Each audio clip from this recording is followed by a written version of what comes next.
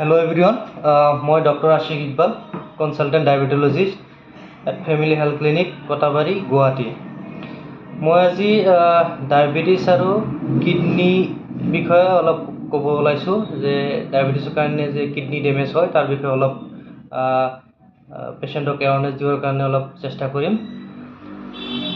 ডায়াবেটিছৰ কাৰণে কিডনিটো কেনেকৈ ডেমেজ হয় আৰু তাৰ পৰা কেনেকৈ প্ৰিভেনশ্যন কৰিব পাৰি, বচাব পাৰি, তাৰ কেনেকৈ আমি প্ৰিভেনশ্যন কৰিব পাৰোঁ তাৰ বিষয়ে অলপ ক'ব ওলাইছোঁ। আৰু এই কিডনি ডেমেজ হোৱাৰ যে কিবিলাক চিমটম থাকে আমি কেতিয়া গম পাওঁ আৰু কেনেকৈ গম পাম যে আমাৰ কিডনিটো ডেমেজ হৈ আছে ডায়াবেটিছৰ কাৰণে। প্ৰথম হ'ল কি আপোনাৰ যিটো ক্ৰনিক কিডনি ডিজিজ যিটো ডায়াবেটিছৰ কাৰণে হয় এইটোৰ কাৰণে আমি ষ্টেজিং কৰা যায়, যেনেকৈ ষ্টেজ 1, 2, 3, 4, 5। তো 1, 2, 3 আমি একো চিমটম দেখা পোৱা নাযায় জেনেৰেলি। ষ্টেজ 4 and 5ত আমি চিমটম দেখা পাওঁ আৰু 5টো হ'ল আপোনাৰ এণ্ড ষ্টেজ কিডনি ডিজিজ বুলি কয়।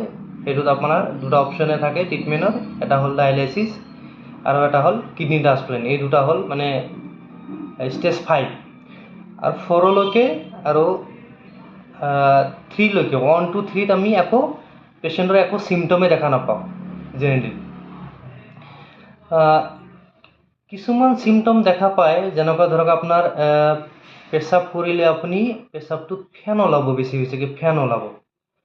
আৰু সেইটোত এটা বস্তু গম পায়, যদি আপুনি সেই পেচাবটো লেবৰেটৰীত টেষ্ট কৰা যায়, ইউৰিনাৰী যে ইউৰিন ৰুটিন টেষ্ট কৰা যায়, তেতিয়া আপুনি দেখা পাব যে ইউৰিনত এলবুমিন প্লাছ প্লাছ বুলি আহিব, ধৰক এটা প্লাছ বা দুটা প্লাছ সেনেকুৱা আহিব।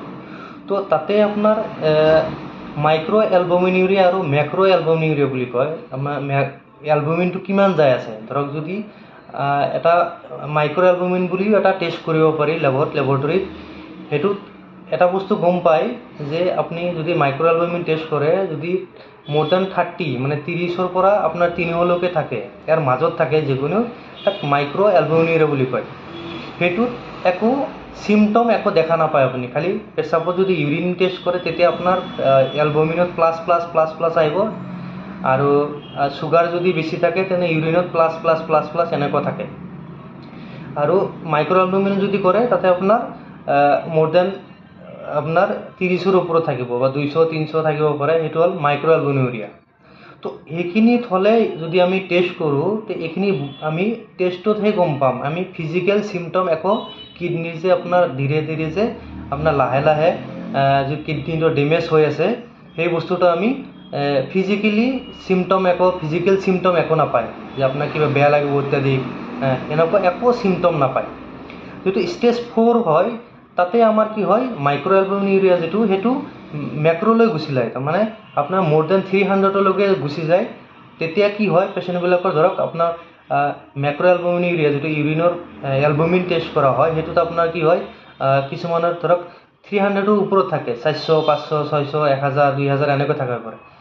আৰু তেতিয়া আমি কি হয়, ষ্টেজ 4ত তেতিয়া আমি কিডনিৰ চিমটম দেখা পাওঁ। এটা চিমটম দেখা পাওঁ কি, মানুহটোৰ ভৰি ফুলা দেখা পাওঁ আৰু উইকনেছ ফিল হয়। উইকনেছ ফিল হোৱাৰ এটা কাৰণ আছে কি, আমাৰ ষ্টেজ 4লৈকে যেতিয়া কিডনিৰ ষ্টেজ 4লৈকে যায় তেতিয়া আমাৰ হিমোগ্ল'বিনৰ যিটো মাত্ৰা থাকে সেইটো বহুতখিনি কমি আহে। সেইটো কমাৰ এটা কাৰণ কি, কিডনিটো আমাৰ কি হ'ল, ভালেখিনি ডেমেজ হোৱাৰ কাৰণে আমাৰ কিডনিত এটা হৰম'ন থাকে ইৰিথ্ৰপয়টিন বুলি কয়। সেইটো হৰম'নে কি কৰে, আমাৰ ব'ন মেৰ' যিটো আছে, যিটোৰ পৰা ব'ন মেৰ'ৰ পৰা ব্লাড প্ৰডাকশ্যন কৰে, সেইটো ছিগনেল দিয়ে, তাৰ পৰাহে আমাৰ ব্লাডটো প্ৰডাকশ্যন হয়। সেইটো ছিগনেল দিব নোৱাৰে কাৰণে হিমোগ্ল'বিনটো নাবাঢ়ে পেচেণ্টবিলাকৰ। সেইকাৰণে কি হয়, পেচেণ্টবিলাকৰ ভৰি ফুলা ইনিচিয়েলি দেখা যায়। এইবিলাক হ'ল ষ্টেজ 4। তেতিয়া আপুনি কি, পেচেণ্টটোক আপুনি কিবা মেডিচিন দি ৰিভাৰ্ছ কৰাটো বহুত কঠিন হৈ যায়। যদি ষ্টেজ 3লৈকে থাকে বা আপোনাৰ যদি পেচাবত অলপ অলপ প্ৰ'টিন যাই আছে বা আপোনাৰ ধৰক ফেন ওলাই আছে, এইবিলাক কণ্ডিশ্যনত কি হয়, ৰিভাৰ্চিবল হয়, তাৰমানে পেচেণ্টটো আকৌ নৰ্মেল কিডনিটো নৰ্মেল হৈ যাব পাৰে। তাত কিছুমান মেডিচিন আছে এইবিলাক দিলে, আৰু প্ৰেছাৰ যদি থাকে প্ৰেছাৰটো যদি আপুনি কণ্ট্ৰল কৰে ভালভাৱে। আৰু মেইন হ'ল যে ডায়েবেটিছৰ কাৰণে কিডনি ডেমেজ হৈছে, গতিকে আপোনাৰ ডায়েবেটিছটো বহুত ভাল কণ্ট্ৰল হ'ব লাগিব, তাৰমানে 3 মাহৰ এভাৰেজ, 3 মাহে আপোনাৰ এভাৰেজটো লেছ দেন 7 থাকিলেহে আপোনাৰ কিডনিটো ডেমেজৰ পৰা হাত সাৰিব পাৰিব। আৰু নেক্সট ভিডিঅ'টো মই কিডনিত কি কি এণ্ড ষ্টেজ কিডনি ডিজিজ হ'লে কি কি ট্ৰিটমেণ্ট অপশ্যন থাকে, কি কি ট্ৰিটমেণ্ট কৰিব পাৰি, আৰু চুগাৰৰ ট্ৰিটমেণ্ট কেনেকৈ কৰিব লাগে তাৰ বিষয়ে নেক্সট ভিডিঅ'টোত মই ডিছকাছ কৰিম।